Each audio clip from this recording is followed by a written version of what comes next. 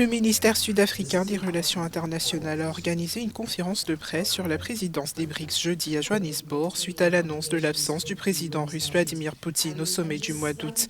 Le directeur général adjoint pour l'Asie et le Moyen-Orient, Sherpa des BRICS, Anis Soukal, a déclaré aux journalistes que Vladimir Poutine assistera virtuellement au sommet.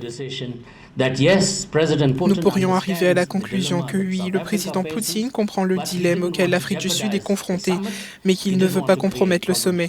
Il ne voulait pas créer de problème pour l'Afrique du Sud, et c'est là la force de la coopération des BRICS, le fait que nous puissions avoir ce type de maturité et de solidarité dans cette relation et garantir que nous ayons un sommet très réussi en Afrique du Sud avec la participation virtuelle et que toutes les questions que nous avons mises à l'ordre du jour soient discutées collectivement. Le président sud-africain Cyril Ramaphosa a déclaré mardi que toute tentative d'arrestation du président russe Vladimir Poutine lors de sa visite dans le pays le mois prochain serait une déclaration de guerre avec la Russie.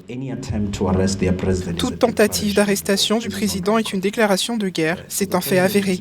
Le fait que le président mentionne cette déclaration n'a rien de dramatique. Deuxièmement, il n'existe aucun précédent dans l'histoire de l'arrestation d'un chef d'État en exercice dans un pays étranger. Si vous faites cela, vous devez donc considérer que toutes les options sont sur la table pour le pays dont vous arrêtez le président.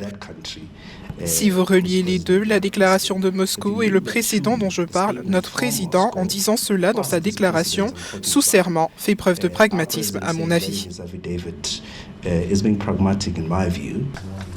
Cette décision de Vladimir Poutine met fin à des mois de spéculation sur une possible arrestation en Afrique du Sud, signataire du traité de Rome, à l'origine de la création de la Cour pénale internationale.